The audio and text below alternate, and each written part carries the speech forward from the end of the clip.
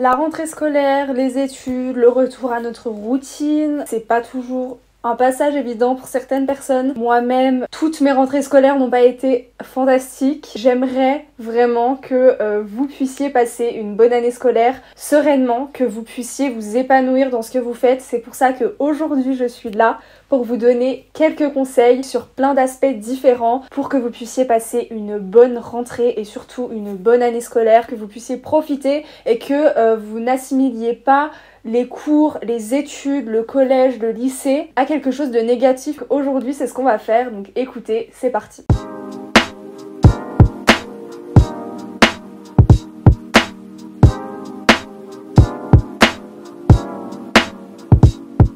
Hello tout le monde, c'est Amandine, j'espère que vous allez bien. Aujourd'hui je suis vraiment trop contente de vous retrouver dans une nouvelle vidéo Back to School. Aujourd'hui je vais vous donner mes meilleurs conseils pour passer une bonne rentrée et surtout passer une bonne année scolaire, puisque c'est deux choses qui vont un petit peu ensemble. C'est des conseils évidemment que vous pouvez appliquer à la rentrée, mais c'est des conseils idéalement qu'il faudrait aussi appliquer tout au long de son année scolaire. On va aborder 4 thématiques: le lifestyle, le mindset, les études et le côté social. Ces conseils là ça peut s'appliquer évidemment aux études supérieures, aux écoles et aux universités, mais c'est bien sûr des conseils aussi que vous pouvez appliquer si vous êtes au collège ou au lycée et que vous regardez mes vidéos. On va commencer avec la catégorie lifestyle. Alors ça, je sais que c'est un conseil que je vous donne dans pas mal de vidéos sur plusieurs sujets différents, mais c'est un point je trouve assez important, c'est de vous créer une routine, vous créer des habitudes. Moi je vous parle surtout de la morning routine, puisque je trouve que si le matin on commence la journée du mauvais pied, notre journée va forcément mal se passer, on sera forcément dans un mauvais mood. Notre journée dépend beaucoup de comment on va se réveiller. Beaucoup de personnes parlent de la miracle morning, de se lever plus tôt pour avoir le temps de faire les choses. Moi c'est quelque chose que j'aime bien faire, de prendre le temps de me lever un peu plus tôt s'il faut, de prendre le temps de passer une matinée de manière sereine pour pouvoir mieux appréhender ma journée. Pas forcément vous fixer des choses à des heures précises et de faire un truc hyper strict, parce que le but c'est pas non plus d'être stressé dès le matin. On va par exemple mettre un réveil 1h, 1h30 ou 2h avant de partir en fonction de ce qu'on a envie de faire et de nos obligations de tous les jours. Le soir c'est pareil, des habitudes à prendre. Par exemple le soir, vous savez que, admettons, vous allez rentrer, vous allez aller au sport, ensuite vous allez rentrer, vous allez aller à la douche, organiser vos affaires pour le lendemain, préparer votre tenue pour le lendemain, faire à manger, et voilà, ça comme ça c'est des choses qui sont déjà faites, et c'est pas une fois que vous aurez mangé juste avant d'aller vous coucher vous dire mince j'ai pas préparé mes affaires, je suis fatiguée, je sais pas comment je dois m'habiller demain. C'est des petites choses en fait du quotidien qui vont accentuer votre stress au fur et à mesure. Le week-end on n'est pas obligé de respecter cette routine, quand on est en vacances non plus, mais par contre quand on a voilà des journées assez chargées et parfois assez speed, ça peut nous enlever un poids. Deuxième point lifestyle, c'est de faire des activités. Alors ça c'est lifestyle slash mindset, je savais pas trop dans quoi le mettre. Faire des activités en dehors des cours. Les cours c'est bien, ça nous prend 90% de notre temps, j'ai envie de dire. Il y a que le week-end qu'on n'est pas à l'école, et encore quand on est en période de révision. On travaille aussi nos cours pendant le week-end, ou des fois on a des dossiers à faire. C'est important de faire des activités qui n'ont absolument rien à voir avec les cours pour se vider la tête, puisque ça je vous l'avais déjà dit dans une de mes dernières vidéos, on n'est pas que des étudiants, on n'est pas que des personnes qui allons travailler, on fait des études qui nous permettent de faire plus tard ce qu'on veut dans la vie et de faire vraiment un truc qu'on adore. On ne se définit pas nous en tant qu'étudiants. C'est vrai que par exemple si on va vous demander de vous présenter, vous allez dire votre nom, votre prénom, votre âge et je suis en études de, et je pense que c'est pas toujours bien de faire ça. C'est important de faire des activités, que ça soit du sport, que ce soit de la peinture, que ça soit aller faire les magasins, je sais pas, aller faire vos ongles, aller chez le coiffeur, aller voir vos amis, aller au resto, aller vous promener, faire des randonnées, histoire en fait de se vider la tête et de pas penser uniquement les cours et d'être focus là-dessus. Surtout que c'est quelque chose d'assez stressant parfois l'école, un peu lié avec ce que je viens de dire, mais évitez absolument de la sédentarité, puisque quand on est à l'école on est assis au minimum entre 7 et 7 heures par jour, on a peut-être 1 heure de pause le midi, donc c'est vraiment important pour casser cette sédentarité de faire une activité physique au moins 1 ou 2 fois par semaine. Autre point lifestyle que je voulais mettre dans une catégorie budget, mais j'avais qu'un seul point à dire, faire des économies. Il n'y a pas de petites économies quand on est étudiant, même si on a de l'argent et qu'on est dans une famille hyper aisée ou quoi, il n'y a pas de petites économies. C'est des économies que vous pourrez réinvestir plus tard si jamais vous avez un projet, et c'est même des économies que vous pouvez vous garder à la fin du mois, je sais pas, pour vous acheter un sac pour partir en vacances, vacances, pour aller faire les magasins, pour aller au resto, pour faire des sorties. Vous pouvez faire des économies très simplement, surtout si vous êtes étudiant, au niveau de la nourriture. Évitez tout ce qui est fast food, c'est mauvais pour la santé et les prix augmentent de plus en plus, c'est de plus en plus cher. Faites vos lunchbox quand vous allez à l'école. On n'a plus le self, nous, en études supérieures. En plus, ça permet de manger des bonnes choses saines pour notre corps. Dans ma classe l'année dernière, il y avait plein de gens qui allaient tous les midis acheter des pasta box, des salades, des sandwichs. Vous pouvez vraiment faire des économies très facilement là-dessus. Vous pouvez faire des économies au niveau des transports. Vous pouvez faire du covoiturage. Vous pouvez venir en trottinette électrique. Vous pouvez prendre les transports. Vous pouvez aussi faire des économies si jamais vous êtes étudiant et que vous avez un appartement. Il y a énormément d'aides. Je préfère le préciser, c'est des choses pour certaines personnes qui peuvent paraître hyper simples et que tout le monde sait. Mais il y a beaucoup d'étudiants qui ne savent pas qu'ils peuvent avoir des aides. Il y a plein de simulateurs sur internet où vous pouvez voir le nombre d'aides auxquelles vous avez droit. Il y a énormément de bons plans étudiants. Par exemple, si vous avez une carte étudiante, n'hésitez pas à l'emmener partout et demander à la caisse dans les magasins ou cinéma ou s'ils prennent la carte étudiant, parce que des fois on a moins 10% et c'est toujours ça par exemple quand on va aller faire les magasins. Donc n'hésitez pas à demander, surtout que c'est pas toujours affiché. Vous pouvez aussi prendre la carte jeune, je crois qu'elle coûte entre 5 et 8 euros. Si vous aimez bien faire des activités, ça vous permet d'avoir pas mal de petites réductions. Maintenant qu'on a terminé avec le lifestyle, on va parler des études. Premier point que je vous conseille, c'est de vous faire un plan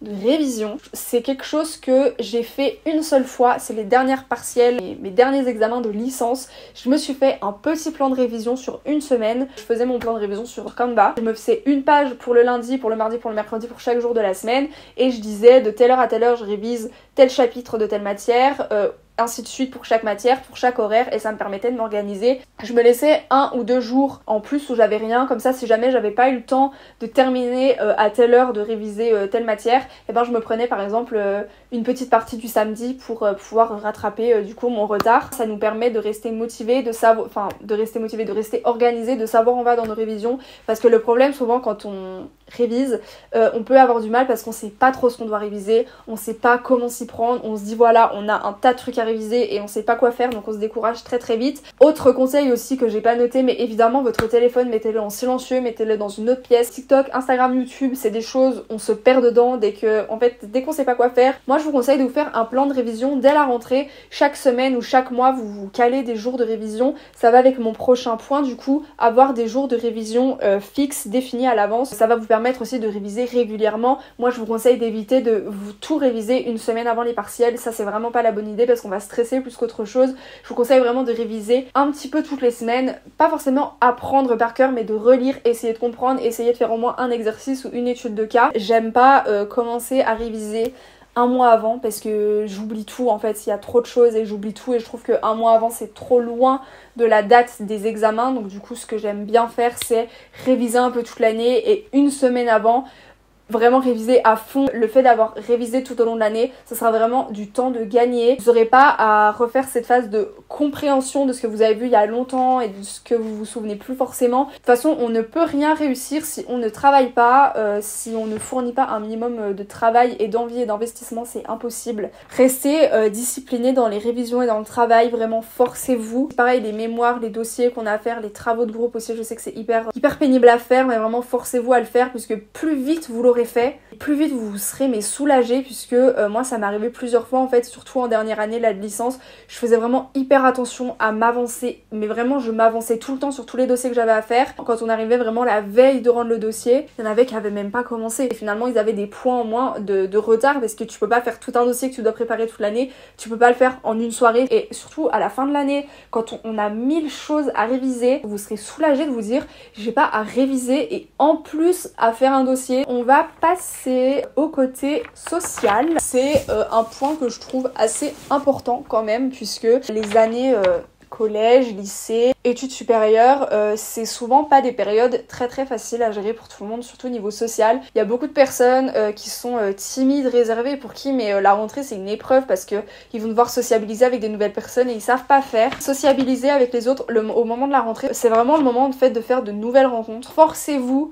à sortir de votre zone de confort et vous verrez que vraiment tous les gens ne sont pas méchants. Il y a vraiment des gens mais super sympas et quand on parle pas avec eux vu de l'extérieur on peut avoir énormément d'a priori. Tant qu'on n'apprend pas à connaître les gens, on saura jamais vraiment comment ils sont parce que notre visage ça définit pas très bien comment on est dans la réalité. Il y a des gens qui sont très solaires, très quand ils rentrent dans une pièce on les voit, t'as envie d'aller parler avec eux. Il y a des gens qui se dégagent cette aura là et il y a d'autres personnes qui dégagent plutôt de la froideur. Mais par contre quand on va apprendre à les connaître, en fait c'est des personnes qui sont mais vraiment super sympas. Si vraiment vous arrivez pas, que vous savez que ça vous stresse parce que vous êtes hyper timide, hyper réservé, faites comme si vous étiez pas timide, faites comme si vous étiez pas réservé, allez vers les autres. De toute façon c'est des gens, si jamais vous rentrez dans une nouvelle école, dans une nouvelle classe, où personne vous connaît, donc faites comme si vous étiez hyper à l'aise avec tout le monde et vous allez voir vraiment c'est en faisant ce genre de choses que ça devient des automatismes. Ne changez pas qui vous êtes pour plaire aux autres. Même quand on est en études supérieures, hein, c'est des périodes en fait qui peuvent être assez compliquées aussi. Le climat des fois un petit peu vous savez de popularité, de choses qu'on peut voir au collège ou au lycée où il faut avoir un max d'amis, où il faut avoir la personnalité la plus extravertie pour plaire aux autres et pour voilà en fait c'est vraiment le nombre de personnes autour de toi qui va définir si oui ou non tu es sympa ou non. Bah ce genre de choses là on le retrouve aussi des fois et dans les études supérieures c'est des choses qu'on retrouve aussi hein. Il y a beaucoup de personnes aussi qui sont dans le jugement constant. Ce que je vous conseille vraiment d'essayer de faire c'est de pas perdre vos valeurs, ne changez pas qui vous êtes pour plaire à des personnes qui ne vont rien vous apporter, dans le sens où c'est des personnes qui veulent pas votre bien, c'est des personnes qui sont juste dans le jugement, qui vont juste se servir de vous. Ne changez jamais vos valeurs, votre éducation pour des personnes avec qui vous vous sentez mal en fait. Essayez de rester authentique, naturel, de rester vous-même. Ne changez pas pour les autres. Et dernier point, social, évitez tous les dramas, tous les problèmes. Franchement, je sais que ça arrive énormément au collège et au lycée, en études supérieures un peu moins. Ça ne sert à rien du tout, à part vous causer du stress. Montrer aux autres que vous avez de la répartie, ça sert à rien. La seule personne à qui vous devez prouver des choses, c'est vous-même. Les autres personnes, franchement, on s'en fiche un petit peu. Dernier point maintenant sur le mindset. Moi, je vous conseille d'avoir un mindset et une vision hyper positif, de pas vous lever le matin en vous disant je me lève, je vais à l'école, ça me saoule. C'est pas du tout comme ça qu'il faut voir les choses en fait, parce que les études qu'on fait, encore une fois je sais que si vous êtes au collège ou au lycée, alors le lycée encore on a des filières, mais bon, au collège et au lycée c'est des filière assez générale et on vous demande pas si vous aimez l'histoire géo, on vous demande pas votre avis. Des fois ça peut ne pas du tout vous intéresser, c'est important. Ce conseil là il peut être beaucoup plus compliqué à appliquer au collège et au lycée, mais vous pouvez quand même vous l'appliquer si vous savez déjà ce que vous voulez faire, dans quelle branche un peu vous voulez vous orienter, que vous avez une idée de projet professionnel qui vous fait rêver même si ça vous paraît inatteignable. Il faut vraiment voir les choses de manière positive, vous dire que voilà, si vous allez à l'école, si vous avez choisi cette filière, c'est qu'il y a une bonne raison en fait, c'est que vous avez vraiment gardé toujours en tête votre objectif final, votre objectif professionnel mais qui vous fait rêver. Enfin on a tous un idéal professionnel, en général on oriente nos études ou nos formations vers le projet professionnel qu'on a envie de faire. Tout ce que vous apprenez dans votre formation, c'est des choses en fait qui vont vous servir dans votre futur projet professionnel. On se lève pour aller à l'école, pour aller apprendre des choses qui vont nous servir, des choses voilà qu'on va pouvoir utiliser pour réaliser notre rêve. Après si vraiment ça vous met en dépression d'aller à l'école, c'est peut-être parce que vous n'êtes pas non plus dans la bonne filière et qu'il faut peut-être changer d'orientation. Autre conseil mindset, c'est d'avoir une bonne hygiène de vie, manger sainement, prendre soin de sa peau, prenez soin de votre santé, prenez soin de votre santé mentale, faites du sport. Et dernier conseil, c'est de trouver votre équilibre entre vie sociale, école et temps solo, temps où vous allez être seul, parce que quand on est à l'université, au collège, au lycée, en études supérieures et même au travail, on côtoie toute la semaine des gens. Il y en a qui ont une batterie sociale extensible où tu sais pas comment ils font pour se ressourcer, et t'en as qui ont une batterie sociale un petit peu plus petite, donc c'est important de faire des activités seules pour se ressourcer. Donc écoutez, j'ai terminé de vous donner mes meilleurs conseils, j'espère vraiment que ce petit guide pour réussir son année scolaire vous aura plu, que ça vous aura aidé. N'hésitez pas à me dire en commentaire ce que vous avez pensé de ma vidéo, je vous invite à vous abonner à ma chaîne si jamais ce que je fais vous plaît. Moi je fais plein de gros bisous et on se retrouve bientôt pour une prochaine vidéo. Bye!